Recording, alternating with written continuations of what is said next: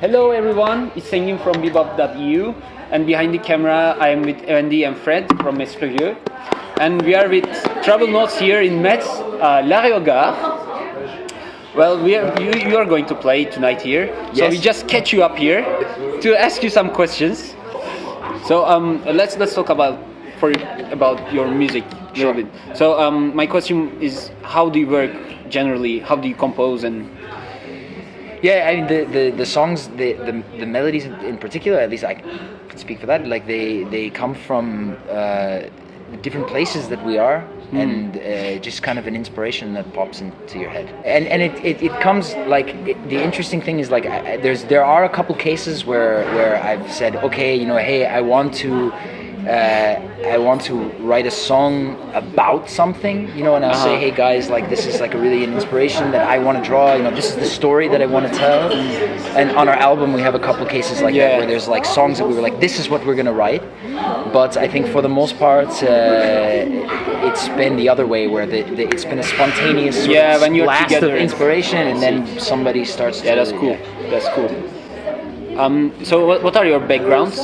Because you told that you are from different places and... Okay, I come from London. Okay. My background has always been in and around music, DJing or playing in other bands as a percussionist in the back, or just come from a very musical area in London. West London is where the Caribbean people first came, is where the carnival is where lots of reggae and street music, jungle, drum and bass. Like it all stems from my neighborhood, so I'm installed with that. Cool. I'm installed with that, so that's my musical background. I have rock and He roll. was born with that. I was born in that's like a North African, Caribbean kind of place. Okay. So I'm very inspired by these type of grooves and beats and stuff like that. I was born in Chicago, and I grew up in the States, and I started music from a really young age. I was I started officially taking violin lessons at 4. Okay. 4 years old. And basically it was all classic for a while, and then as I got older I got bored of classic We can a little music. bit hear that actually. Yeah. But I got bored of the classic music, and so I started to move into other directions, and then it was when I went to New York City and I started to really dream about traveling and going other places that kind of the idea for taking genres from different cultures and mixing them into a new place and finding my voice, that's where that came from. I'm from the most famous city probably of all of them. It's Braunschweig in Germany, which is kind of small. Okay. So you probably don't know it. I know it. It's very famous. And I started playing guitar when I was 11, but I spent most of my 20s in Berlin, I have to say that. And I played in different bands when I was a teenager, like indie bands, metal bands, alternative rock bands.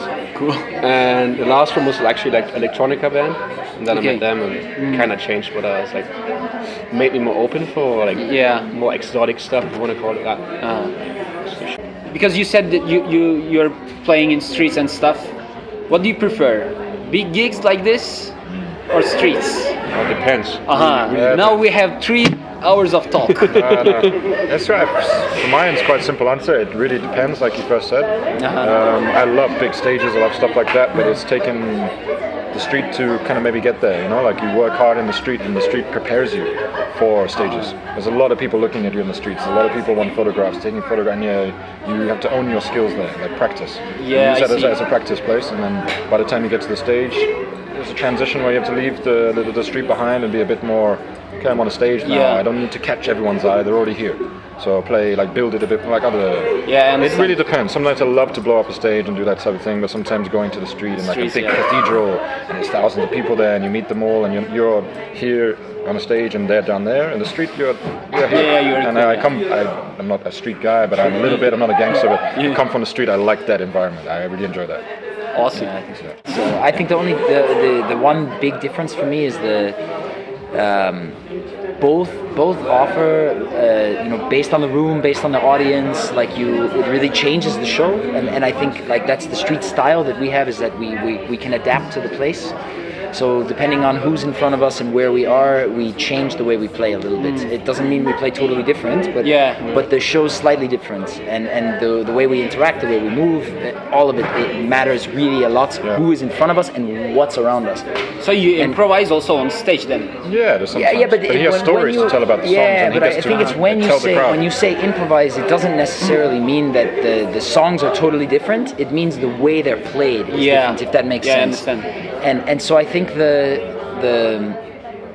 thing that the street offers that in a way the stage doesn't is the place matters more than the people at the beginning, because when you start there's no one there, and when you're in a stage the audience matters more than I see. Because of course, like if you're in this really awesome stage with really nice sounds, it's like it gives you a lot of excitement, but if you're not feeling anything from the audience, it dies. But in the street, when you start to play, if you're a really good street musician, whether somebody stops or not, it doesn't matter for you. You connect with the place first, and then the people come to watch what you're already doing. There's a big difference. Right. And just one thing to add, like you said, that it prepares you for the stage, the street. But like the other way around, it also helps, like, because when you plug into a big PA and you make a mistake and it sounds terrible, you kind of learn to erase those mistakes. At least for me, I heard my guitar the first time on a big stage. I was like, oh wow, maybe you shouldn't do it like that, and maybe it's better to change something. So I have another tricky question. Okay, it's like a philosophical question. I like it. So where do you put yourself in the society? I mean, what you want to give to society? Because I saw your about page and stuff. So you put music from everywhere for everyone. Yeah, sure. And also I saw a video. It's all about silence.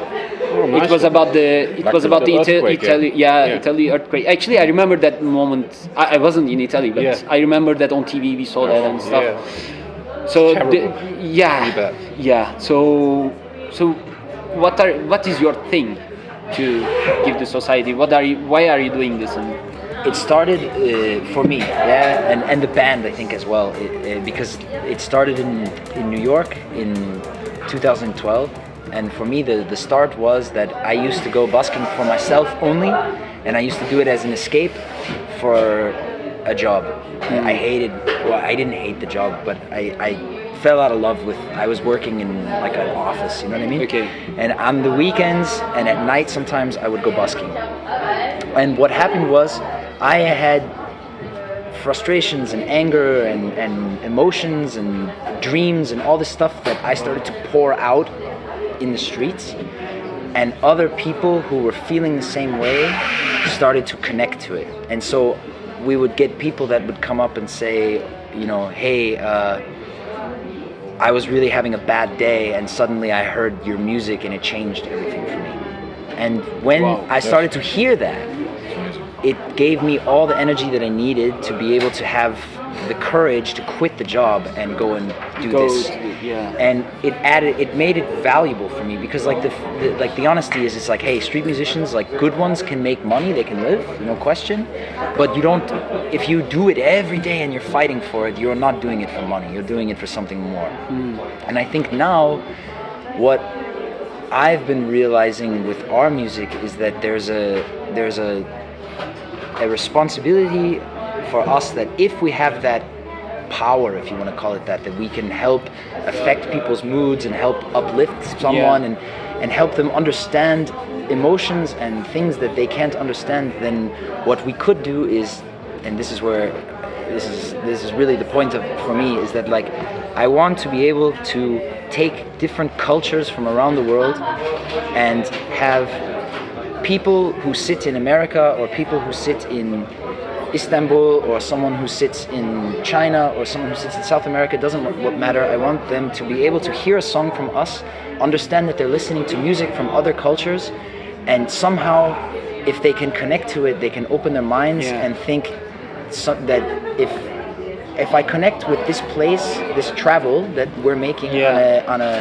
such a high level, then maybe I am less prejudiced against the place itself, if that makes sense, So it's like a perfect example is we play some music that is very much influenced by Arabic music, and there are sometimes tensions that are going on in right now between Westerners and the Middle East. And my dream is to be able to say, hey, look, if you like this music and you understand how it can harmonize with your own understanding and love for music, maybe there's other things about that culture that you'd like. And if you can start to open your mind and open your heart to something that you are afraid of or that you don't understand and start to understand it, you can figure out a better way to peacefully resolve a conflict that you have with that person. So we lose our ties. We lose our ties, and we lose our prejudices, and we lose all those things that we are. All those things that we're. A lot of times we're afraid because we don't understand something, and to be able to understand the culture of something first, I think, is the most important thing. Once you understand the culture, you understand the rest.